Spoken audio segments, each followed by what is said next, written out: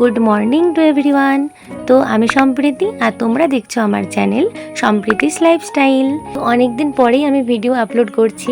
দিনটা ছিল 18ই জুলাই আর সেদিন ছিল আমার জন্মদিন। অন্যান্য দিনের মতো সেদিনও ঘুমটা আমার ভেঙেছিল স্টুডেন্টদের দিদি দিদি ডাক শুনে। তো চটপট উঠে আমি ফ্রেশ হয়ে নিলাম আর তারপর ওদেরকে টিউশন পড়াতে বসাই। আর তোমরা কি জানো এই ছোট ছোট বাচ্চাগুলো আমাকে কি সুন্দর করে সারপ্রাইজ দিয়েছিল। ওরা প্রত্যেকেই আমাকে স্পেশাল ফিল করানোর জন্য আমার বার্থডে কি সুন্দর কার্ড বানিয়েছিল, যেখানে লেখা ছিল হ্যাপি বার্থডে দিদি, আরও কত কি। যাই হোক, এই দিনগুলো কিন্তু কখনোই ভোলার নয়। সকাল থেকেই মনটা খুব একটা ভালো ছিল না, কিন্তু যখনই ওরা এত সুন্দরভাবে আমাকে সারপ্রাইজ দিল তখন আর ভালো না হয়ে কিভাবে থাকি বলো তো। এত সুন্দর একটা আনএক্সপেক্টেড সারপ্রাইজ পাওয়ার পর মানে আমি পুরো নির্বাক হয়ে গিয়েছিলাম, ভাষা খুঁজে পাচ্ছিলাম না। তোরা অনেক বড় হো, ভালো করে পড়াশোনা কর, এই আশীর্বাদই আমি করি। তো তারপর আমি রান্নাঘরে এসে দেখি মা সকাল সকাল একদম রান্নাবান্না তোড়জোড় শুরু করে দিয়েছিল। যেহেতু আমার ছিল বার্থডে আর জন্মদিন মানেই তো পেট পুজো, তাই না। ওদিকে ঠাম্মা বানাচ্ছিল আমার জন্য আজকের দিনের স্পেশাল পায়েস। এত কিছু খাবারের মাঝে আমি ভাবছিলাম কোনটা আগে খাবো কোনটা পরে খাবো। তো রান্নাঘরে মার সাথে কিছুটা হাতে হাতে কাজ করে দেওয়ার পর আমি অবশেষে স্নান করে নিই।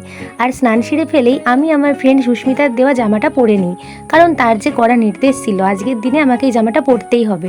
তো ওর দেওয়া কথা আমি কিভাবে ফেলতে পারি। তো সুন্দর করে সাজুগুজু করে নিয়েছি।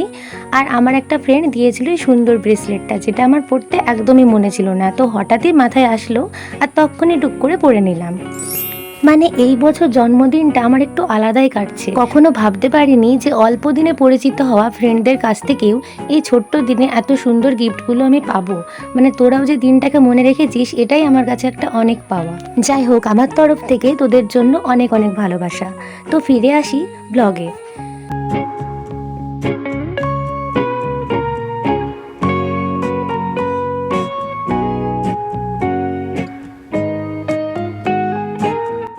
তো তোমরা তখন দেখতেই পেলে আমার মা কত রকম রান্নাবান্না করেছে।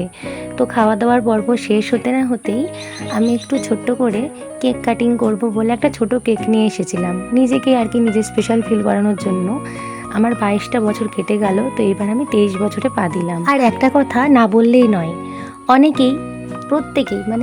প্রত্যেকেই নিজের বার্থডের দিন বাড়িতে সেলিব্রেশন করে, খুব ধুমধামভাবে কেক কাটে, কিন্তু সেসব আমার ভাগ্যে জোটেনি। একবারই হয়েছিল, সেটা আমার 10 বছর বয়সে। দেখো, ইচ্ছা তো হয়ই, কিন্তু সেই সব কথা আর এই বয়সে এসে মুখ ফুটে বলতে পারি না। এই 23 বছর বয়সে এসে এটুকু তো অন্তত বুঝেছি যে সুখ দুঃখ যাই থাকুক না কেন নিজেকে ভালো রাখার দায়িত্ব একান্তই নিজেই। তাই যাই হয়ে যাক না কেন সবসময় হাসি মুখেই থাকতে হবে। যাই হোক, অনেক বড় বড় কথা বলে ফেললাম।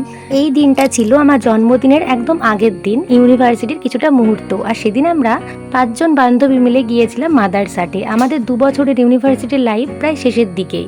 এতদিনে আমাদের কখনোই ফাঁকা সময় হয়নি একসাথে ঘুরতে যাওয়ার জন্য। তো সেদিনই সুযোগ বুঝে সবাই মিলে একটু বেরিয়ে পড়েছিলাম আর অনেক মজা আড্ডা আর অনেক খাওয়া দাওয়া করেছিলাম। তো যাই হোক, সব মিলিয়ে এবারের জন্মদিনটা আমার খুব সুন্দর কেটেছিল।